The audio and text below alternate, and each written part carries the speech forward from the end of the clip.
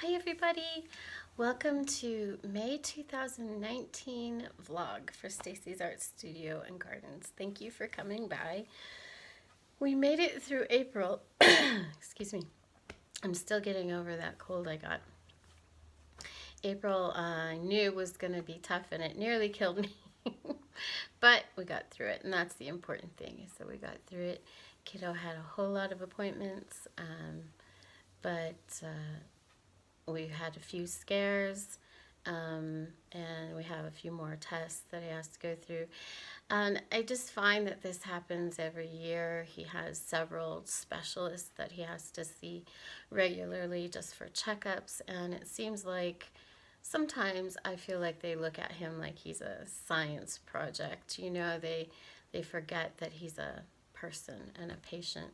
And we have some doctors who are really wonderful and they don't forget that. But what happens is, you know, one of the other doctors is gone. So, like lately, one of his specialists got changed to a new doctor, and this doctor wants to do some more invasive tests that may not be necessary. So we're waiting on another specialist to look at the information, and most likely it'll just be the same thing. But I find that summers can be a little bit tough for us because we spend a lot of time being worried about what ifs.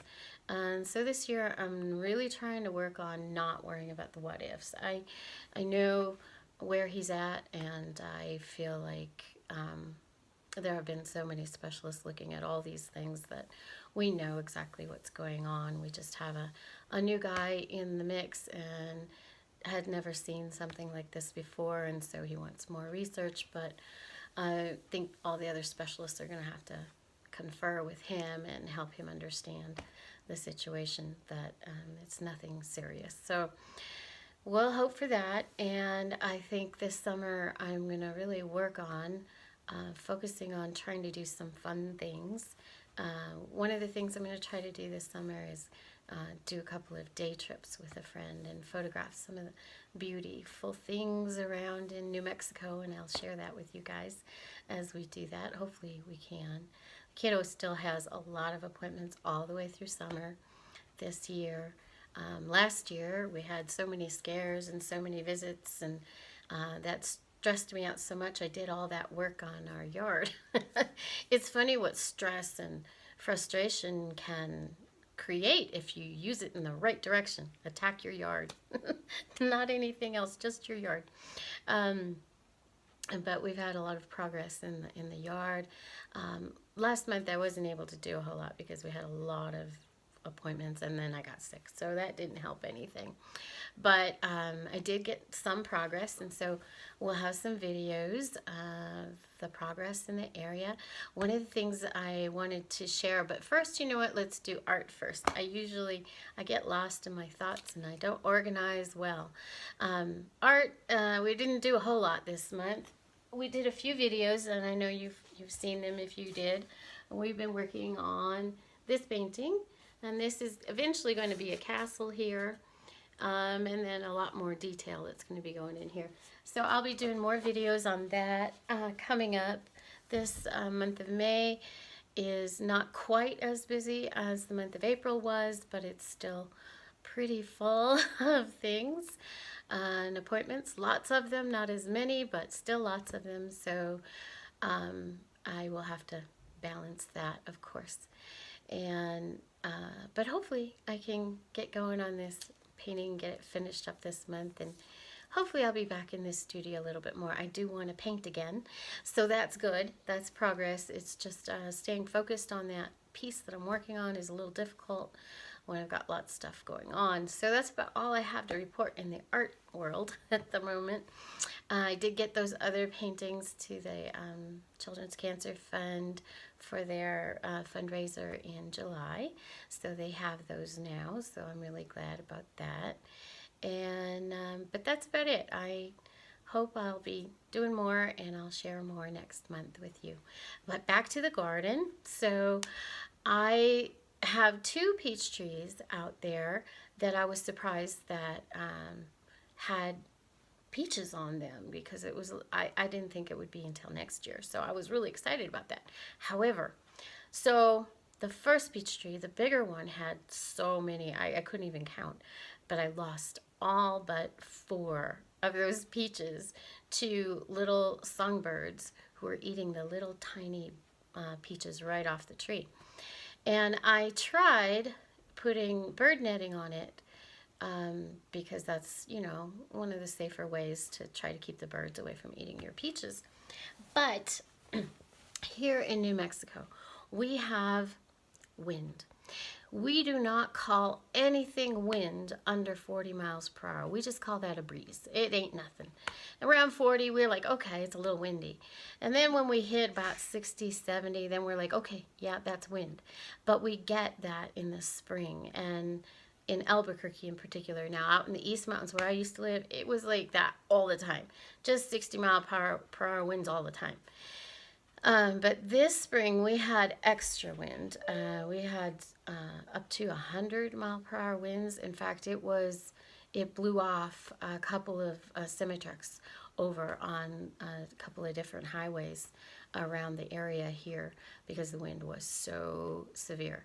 So, having said that, I put the bird netting on this tree, and then we got here, right where we live, we got 75 per hour winds, and the bird netting caught the wind, and it was pushing the tree right over. So I had to go out and get that bird netting off of the tree to save the tree, but I didn't save the peaches.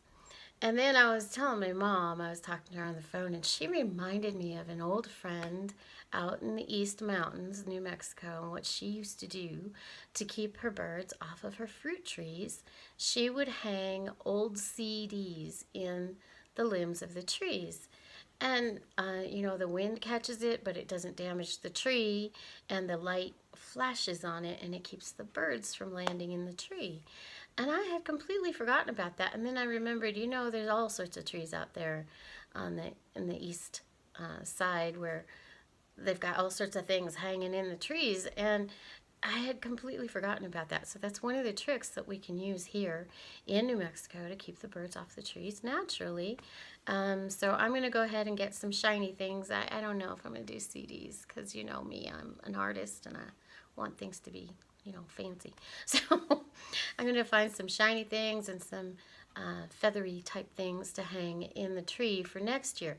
But what's interesting is the second tree, it didn't lose any peaches. It's got about 30, 40 peaches on it, and they're nice and big. Now, right now, the birds don't want to eat them because they're too hard. But as they start to ripen, the birds will come back and try to eat little holes out of it and then ruin your peaches. But they didn't land on this tree, and I was like, wonder why they attacked the one tree but not the other. And I have a huge Mexican feather grass growing right up against that tree, and I'm wondering if it was the wind and movement of that feather grass that kept them off of that tree. So I'm, excited about the possibilities of actually getting a few peaches this year from that tree. And also next year, I think I will get some peaches as long as we don't have like a really late freeze or something. You never know with the weather. That's how it works. And also, the weather this year has been fabulous this spring. It's been a normal spring. We were cold up until the middle of April, but then it warmed up and it has not been super hot. Last year, we went through a little bit of spring and then it was just hot, hot, hot all summer. But this year has acted like the way I love New Mexico. It's been dry and a little bit of rain. We have a lot more moisture than we had last year because we're getting a huge runoff from the mountains because they've had a lot of snow. And then some of the bigger mountains out west of us, north of us, are still getting snow. And so we'll have more water from that, which is fabulous. But we still have the dry air. And then it's been cool at night and warm during the days. And it's the time of year that I absolutely love. Work a little bit during the day but mostly in the evenings when it's nice and pleasant. So I've really enjoyed that. I had to get rid of one of my trees. It was sad, but and it's all my fault. It was one of the desert willow trees. I had taken the pods off of the tree way too early, and it got windburn and frostbite, and it froze basically because I took those off. I think that's what I did wrong. And so it was, even though it was starting to come back in some places, most of it was dead. So I decided to take that one out. That's in the backyard. I took it out because I'm going to put a couple more fruit trees right there, and I can put another raised bed to grow some more food. So I think it would be a lot more practical than the desert willow tree there. However, the one in the front, it suffered a little bit of damage, but it's coming back almost full, so I'm grateful for that. We're going to leave that one alone.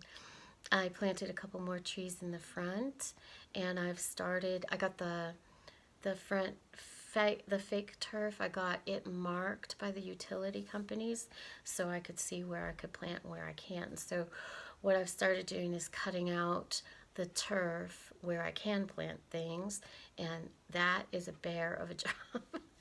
That's hard to do, but it will be great when it's finished, and I'll be putting some more fruit trees out there, and that will help cool off the front of the house a lot too. I didn't get any trellises done because I haven't been feeling well enough.